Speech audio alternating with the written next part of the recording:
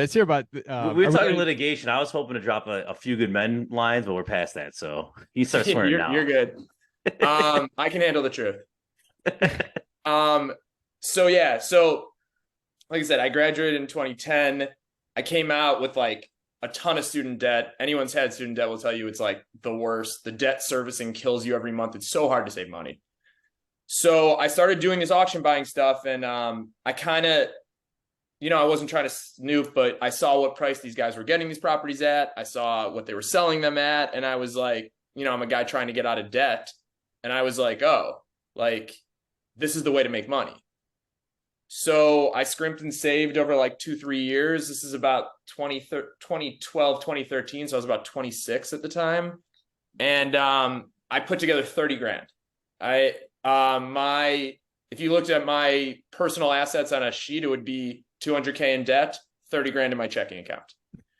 But I really wanted to get into this. So I kind of floated to a couple clients who were doing a lot of like bigger purchases, and they were doing I had a couple clients that were buying a lot of package properties and selling them off. So I floated to them. I was like, hey, I'm looking for something. And this guy came to me and he said, I'm buying a note package from right around 2013, 2014. A lot of the banks realized it was cheaper to sell their paper than it was to go through the foreclosure process because it was just so expensive. Can we take a step back? Sorry to interrupt, but just explain this to our listeners. Like, sure. What is a note package? What are they actually selling? Like, just give us and then continue on. And I apologize if I just ramble. Cut me off. That's good. No, you're good. So what banks would do is foreclosure got really crazy in 2010, 2011, 2012, probably up until like 2015.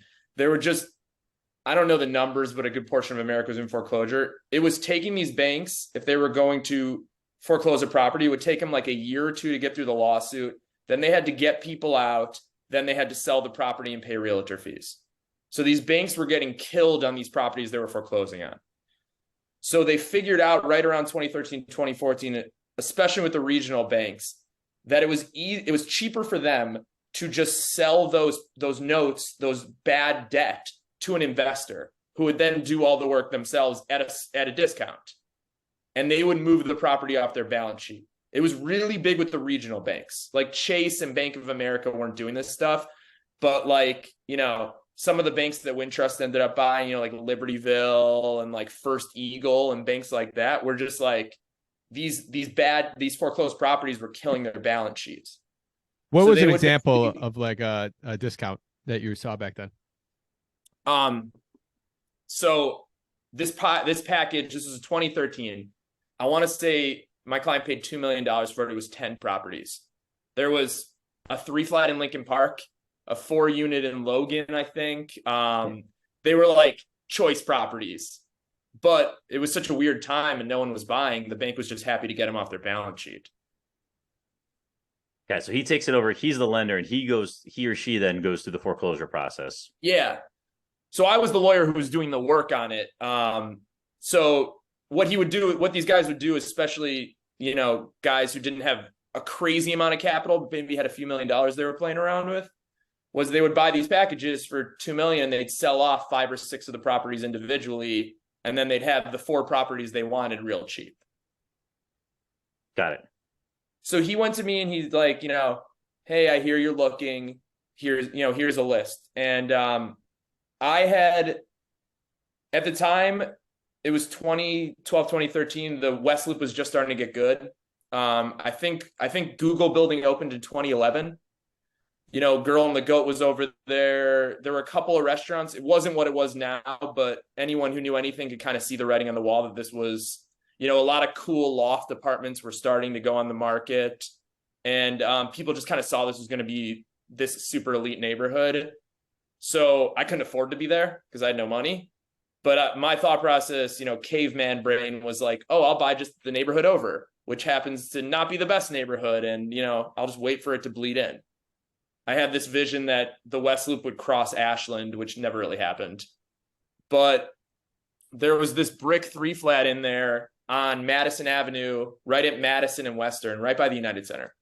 Yeah.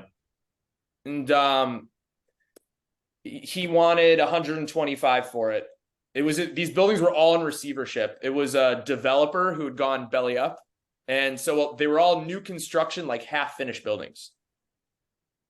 So I went out and looked at it with the receiver, because what banks do tell me to backtrack if I'm getting kind of technical. What banks do often is they when they're in foreclosure and they have and they want to secure the property, they'll put a receiver on the building. So and receiver could be, just for our audience, is similar to like a short-term property manager that makes sure that they're responsible for everything, and they report to the court and so forth. Yeah, and it's actually a business I ended up doing years later, but that's another story. We'll get there. And so I went out to this property. I met the receiver. It was one of those early 2000s brick 3 flats, pitched roof, where the garden unit was street level, and then you go up a metal patio and it's 2 doors next to each other. One goes up, one's level, like pretty standard mid 2000s construction. And it was a split brick building. I remember like going on YouTube and researching what split brick was, and I was like, I was convincing myself that the first time it rained, this building was gonna like crumble Three Little Pigs style. And I just knew nothing. And so he wanted 125 for it. I like negotiated down to 90. And then my problem was I still had no money.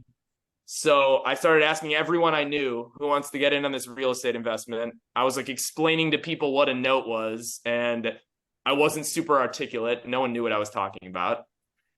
Finally, I found 3 friends, and I cut probably the worst deal I've ever cut in real estate, which is I spec'd it out with a contractor, and I figured it would take me about 80 grand to finish. So I needed 175.